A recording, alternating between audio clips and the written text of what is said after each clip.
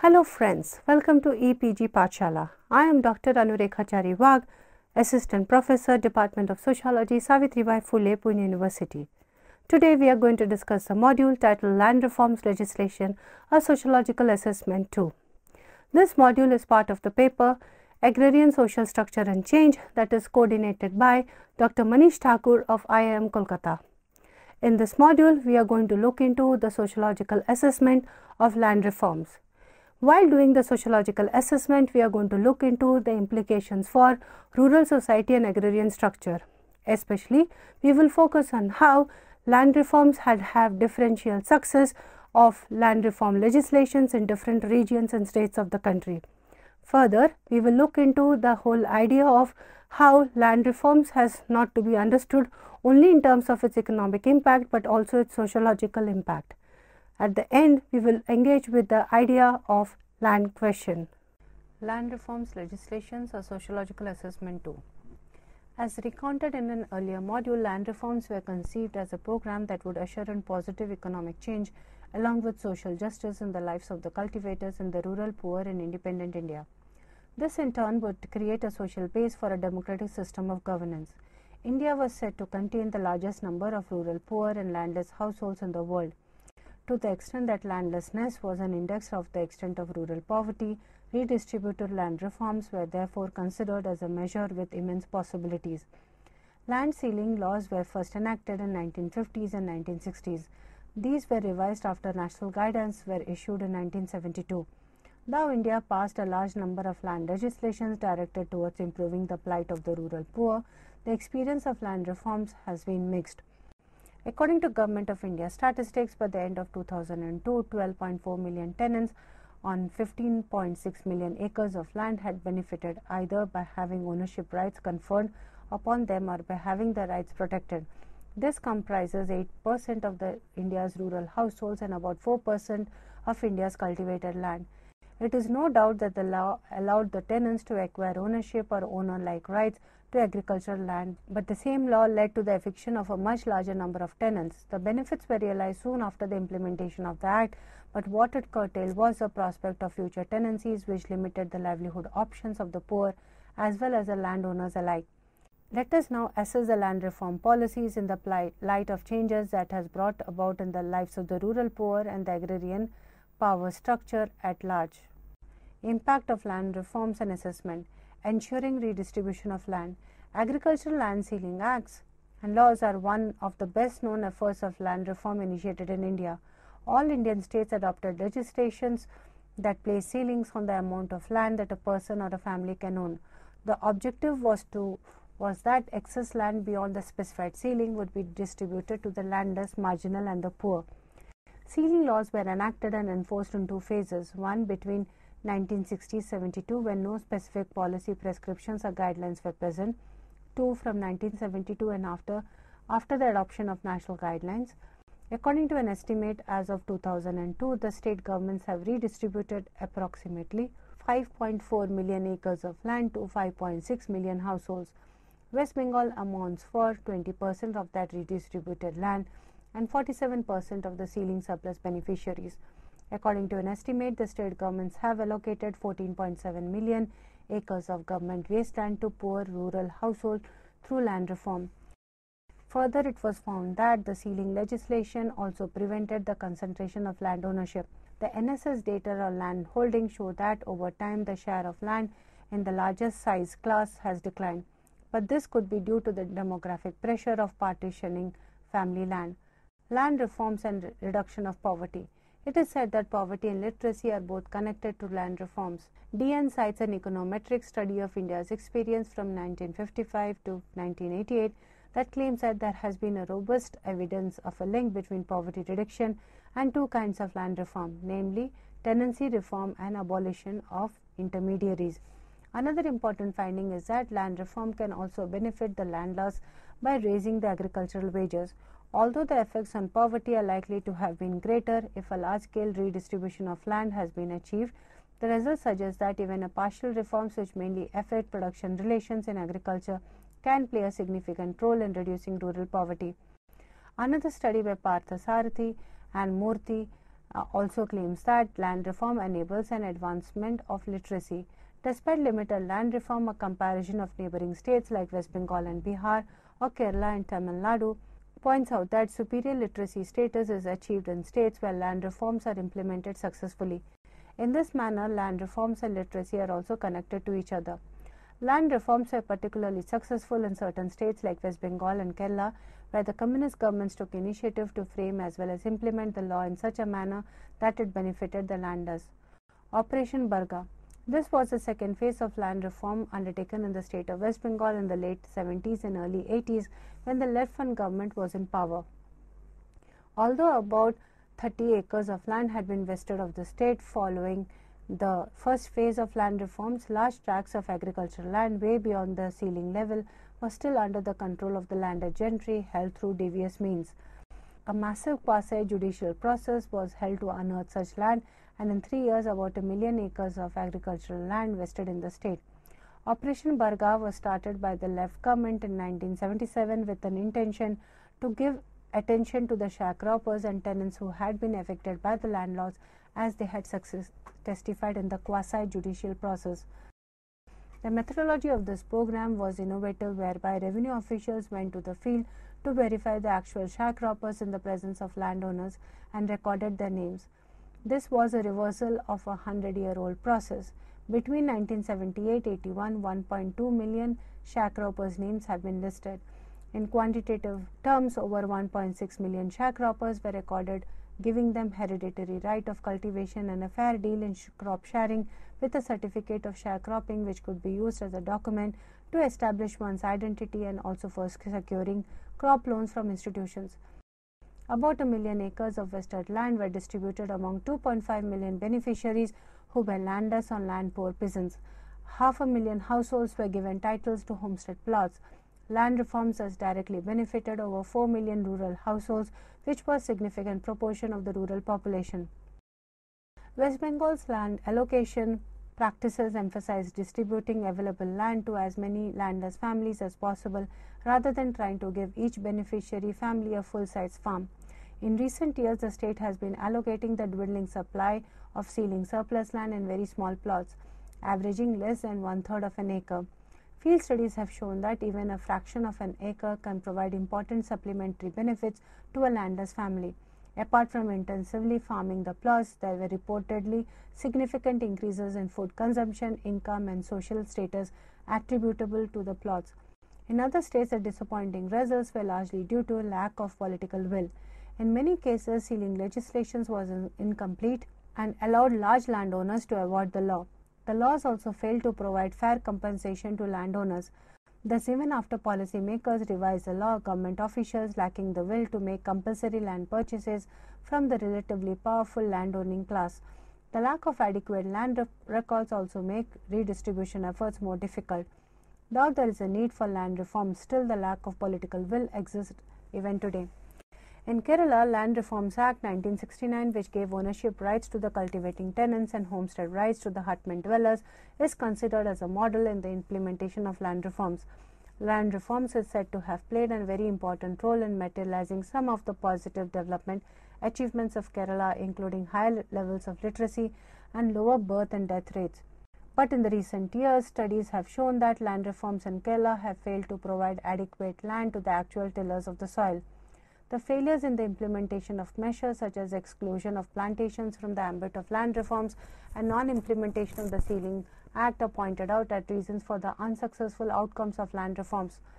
Mascaria claims that there is low linear relation between land reforms and land relations in the state today.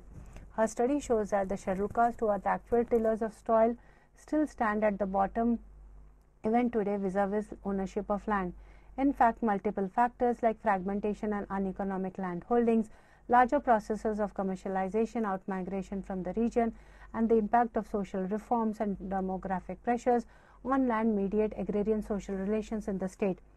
Despite its potential and reach, the general assessment of land reforms in the Indian context is rather negative. For example, the report of the Task Force on Agrarian Relations of the Planning Commission of India said in their overall assessment of land reforms, the programs of land reform adopted since independence have failed to bring about the required changes in the agrarian structure. The lack of political will of the state governments is said to be responsible for this failure. This is amply demonstrated by the large gaps between policy and legislations and between law and its implementation. It is alleged that in no sphere of public activity in our country since independence has the hiatus between the precept and the practice given policy pronouncements and actual execution has been as great as in the domain of land reforms. After 1947, the Congress government had the delicate task of balancing the expectations of substantial tenants against the existing power and political connections of the old landlord classes in different regions. This was not easily achieved. The Uttar Pradesh Zamindari Abolition Act of 1952 and the imposition of Ceiling on Landholdings Act of 1960 pruned the old landlord class, though many families were able to preserve wealth and land through various strategies. The land reforms in UP, for which Charan Singh took credit, broke up many of the old estates. Some of the landlord families lacked the skills and connections in the law and administration to match the new rulers. Large employers of substantial tenant farmer families became outright owners and employees of the landless agricultural workers. In UP, wealthy tenants became substantial landowners, but the actual tillers of the soil, landless laborers, found no change to their position.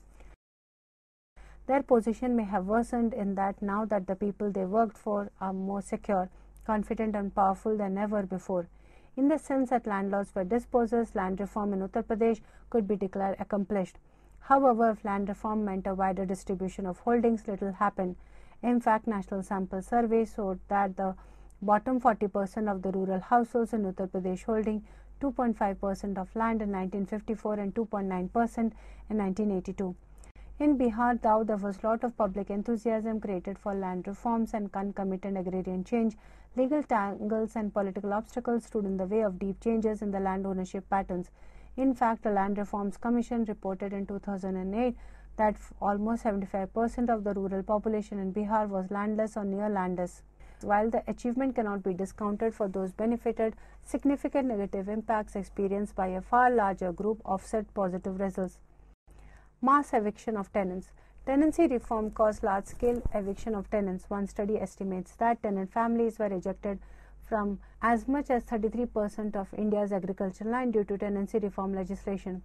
Though the Land Reforms Act was framed in late 1950s, it was implemented in different parts of the country not before 1965.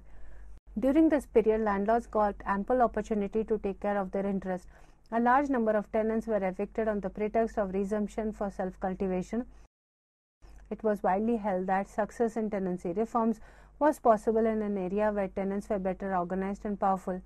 But in many cases, it had been seen that the very process of land reforms has led the landlords and joint family landlords to effect large-scale evictions of tenants from land. Therefore, in such cases, tenurial reforms led to decrease in the security of tenure. In his assessment of impact of Land Reforms Act in Mysore, C.B. Damle alleged that by the time the radical tenancy legislation was tabled in the State Legislative Assembly for enactment in 1974, nearly 78% of the tenants had already lost their occupancy rights because of their evictions, mostly on the flimsy ground of resumption for self-cultivation. Ami Basu also cites how land ceiling in a number of villages led to the numbers of joint family to divide the land in smaller proprietary units, causing both fragmentation and mass eviction of peasants. In addition to causing eviction, tenancy laws caused passive dispossession of the poor. These laws prevented the poor farmers from accessing land through tenancy. Most rural households believe that landowners risk losing some rights to the land when they rented it out. As a result, some landlords choose not to farm their land rather than to lease it out for the fear of losing rights and to control to tenants. When land is rented, it is given only to people the landowner can trust, not to assert rights. For extra protection, the landowner also rotates the tenants to different parcels, often every year. In a country which is largely agricultural, when land is a source of income and social status, poor households do not fear exploitation as much as they fear not being able to access land to improve their lives. The landless poor households often report that they wish more land was available for land. Failure in land consolidation. Due to differences in the quality of land holdings, land consolidation reform was not as effective. Land consolidation is aimed as a process which brings together bits and pieces of land owned by a person but twin around in different places together such that it facilitates cultivation and boosts productivity. But in the course of distribution of land, it was found that land consolidation became a difficult fact because richer farmers used their power to obtain better quality land holdings. Despite the widely introduced legislations in 16 states, land consolidation program was unsuccessful in all except 3 states of Punjab, Haryana and Uttar Pradesh to some extent. Madhya Pradesh, Gujarat, Rajasthan, Karnataka made little achievement. Factors like heterogeneous land quality affected land consolidation. This was of course not a problem in the states like Punjab, Haryana, where land quality was not uneven. In other states, farmers did not want to lose any fertile piece of land because they were not sure about the quality of land to be allocated to them. Land consolidation also suffered because of the resistance of landowners, interpersonal disputes, weak land administration and such reasons. Other factors like lack of scientific land records, especially in the states in the eastern region, corrupt bureaucracy, legal loopholes and lack of technical skill on the part of officials were other causes of failure of land consolidation. Further, small farmers and tenants feared that they would ultimately be evicted and become jobless due to the farm mechanization facilitated by land consolidation.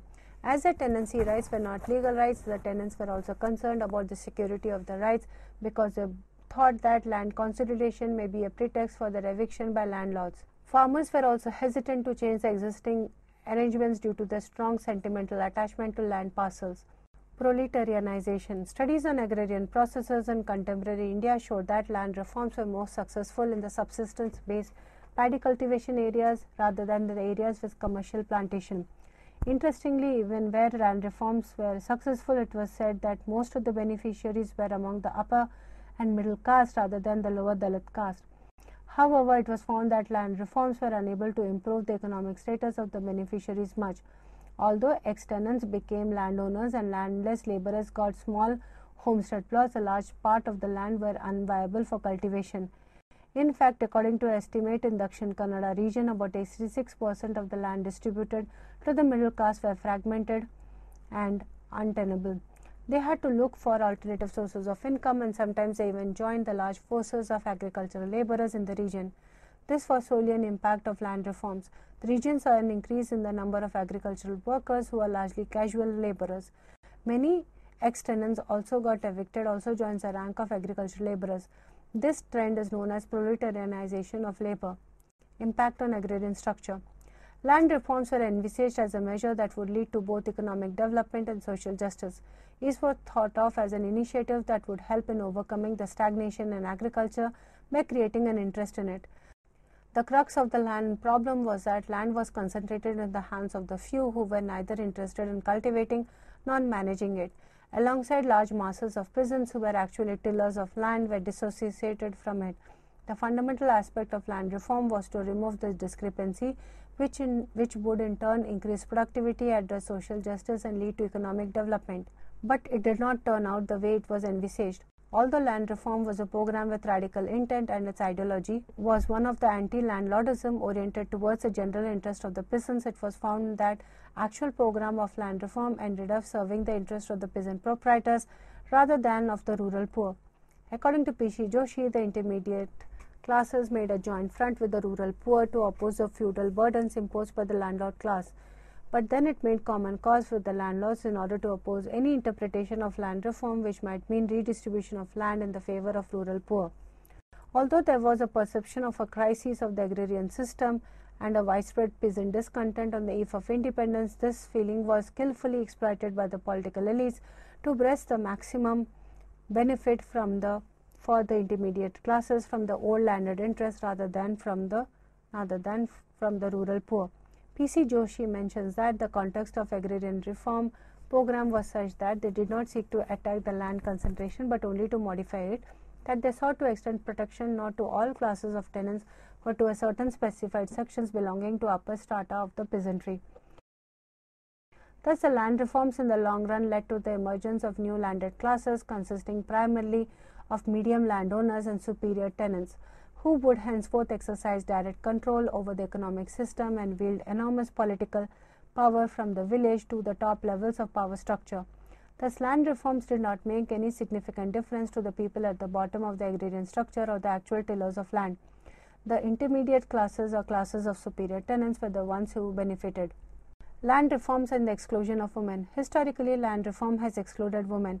A transfer of property rights to the landless and land poor is said to have increased the bargaining power of the tenants in the wage market. But studies on Andhra Pradesh point out that this was not so the case of women agricultural laborers, whose families got wasteland as a part of land redistribution. They did not share in the improved bargaining position.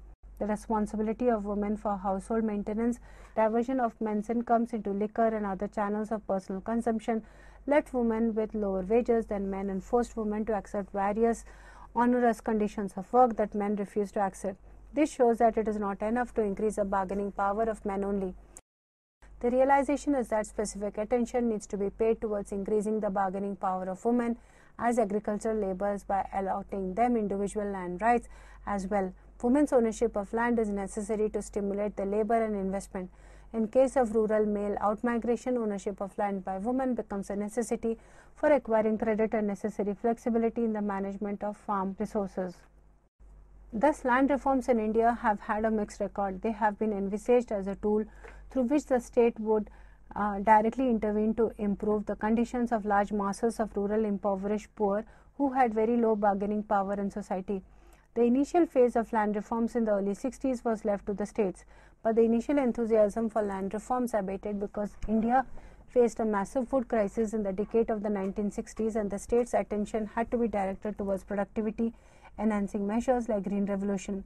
The rising tide of rural unrest in form of nationalism in different states forced the government to think of land reforms again, and national guidelines were formulated in 1972 regarding reducing land ceilings, introducing family-based ceiling on land, tenancy reform and other such similar measures.